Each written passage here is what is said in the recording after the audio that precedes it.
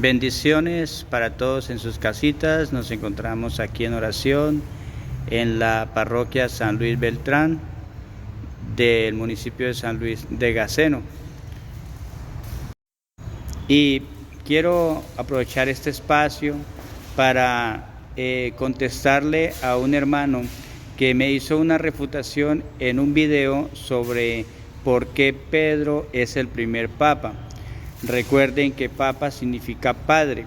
Nuestro Señor Jesucristo en Mateo 16:19 le dice a Pedro: y a ti te entrego las llaves del reino de los cielos. Lo que ates en la tierra quedará atado en el cielo, y lo que desates en la tierra quedará desatado en el cielo.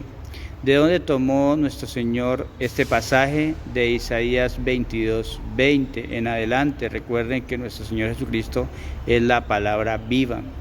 Entonces de allí decía que en ese tiempo llamará a su mayordomo, a su siervo, lo vestirá de su túnica y le dará su cinturón de autoridad, será un padre. Y luego nos viene diciendo que en él pondrá las llaves. Entonces las llaves hace que esa persona se convierta en padre. Reitero, nuestro Señor Jesucristo le entrega las llaves al apóstol Pedro.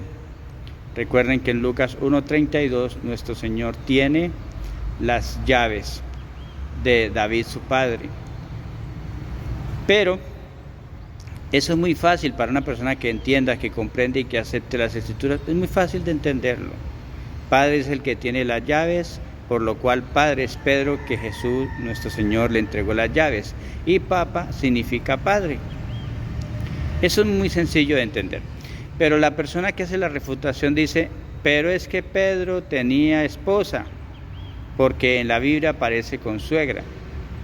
Obviamente, si tenía suegra en la Biblia, obviamente en algún momento tuvo que tener esposa. No sabemos si era viudo, pero lo más seguro es que sí. La cuestión es la siguiente: ¿acaso eso le quitará la autoridad que Jesucristo le dejó a Pedro? ¿Acaso el hecho de haber tenido esposa quita la autoridad de ser papa? Miren, lo que sucede, por ejemplo, cuando leemos Hechos 20:28, que nos dice: velad por vosotros y por el rebaño de Cristo, en que el Espíritu Santo os ha dejado como obispos para apacentar la iglesia de Dios, la que Él compró con su propia sangre. Y los hermanos, por eso se llaman protestantes, porque a pesar de que está escrito, protestan. Ahí dice que se convirtieron en obispos, aparece la palabra obispo. ¿Qué podemos hacer? Son los obispos los pastores de la iglesia de Dios. Pero los hermanos de una vez van a 1 Timoteo 3:2, donde nos dice las recomendaciones o las cualidades o lo que debe cumplir un obispo, y entre ellas estar casado una sola vez. ¿Acaso estar casado le quita el hecho de ser obispo? Miren, lo primero que debemos entender es que en el transcurrir de la iglesia primitiva no había Biblia como la tenemos el día de hoy. Sí, hasta el año 382, el Papa Dámaso I, con 600 monjes de la Iglesia Católica, mandó reunir todos los libros sagrados y encontraron textos muy importantes donde ellos entienden lo que es el celibato. Pero si no tenían las escrituras, ¿cómo van a entender? Solo tenían las palabras que nuestro Señor Jesucristo había hablado en el momento a sus apóstoles, y las palabras que el apóstol Pablo había escrito a la comunidad de Corinto. Pero esas cartas, esos evangelios y las cartas, solo hasta el año 382 entendieron. Y entender el celibato es muy fácil. Mire, por ejemplo, en mi caso, yo que soy profesor, tengo mi esposa, mis 2 hijos, pero para mí es muy difícil salir a evangelizar, ir de pueblo en pueblo. A mí me han dicho: mira, en tal comunidad hay un pueblo, usted como apologeta católico, en tal comunidad está la emisora, está para enseñar, hay una parroquia y tal cosa. Pero para mí es muy difícil salir a evangelizar a una comunidad cuando mis hijos, uno está en edad universitaria y el otro está en grado 11. Es muy difícil porque sostenemos un hogar. Por eso también hay que valorar lo que es el celibato.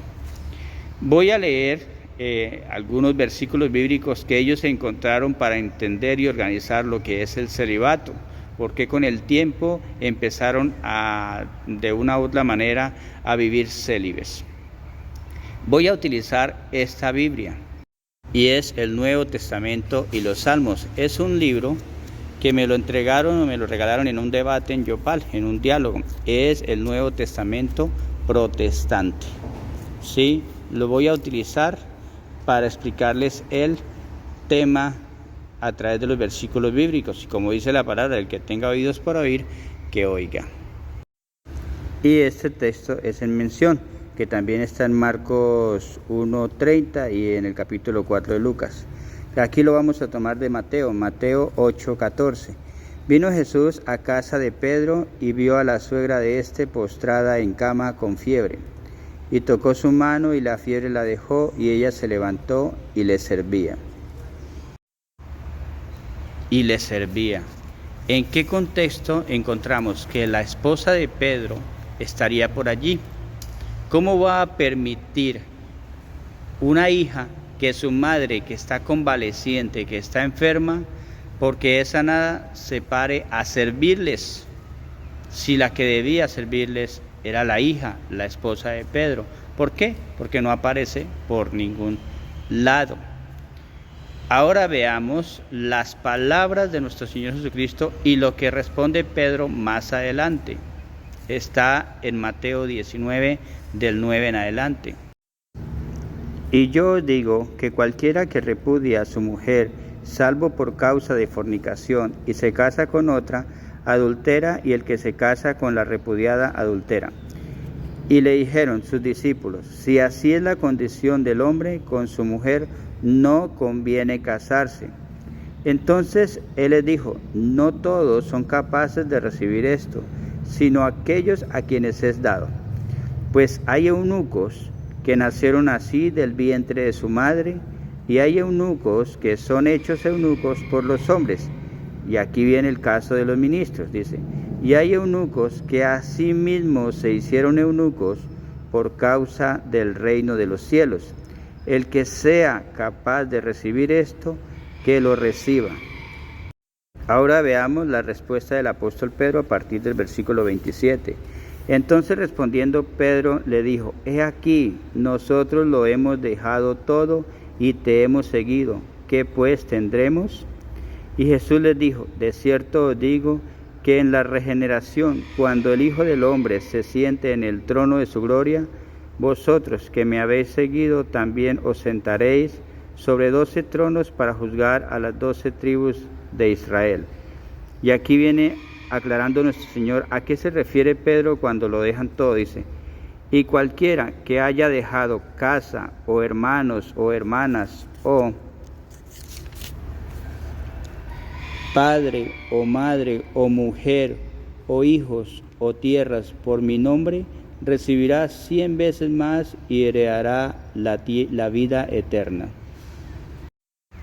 Ahora veamos las palabras como concepción, como un consejo del apóstol Pablo, para que ellos luego, al reunir esos libros, entiendan el valor del celibato.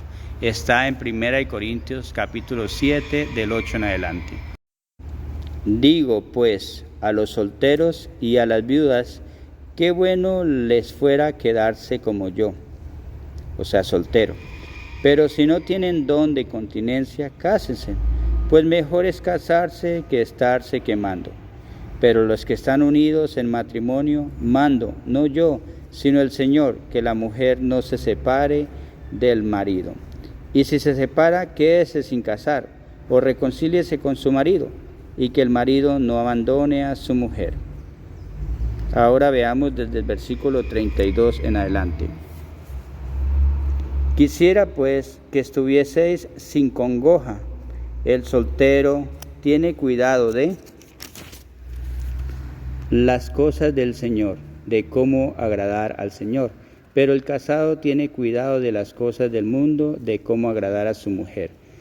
Hay asimismo diferencia entre la casada y la doncella.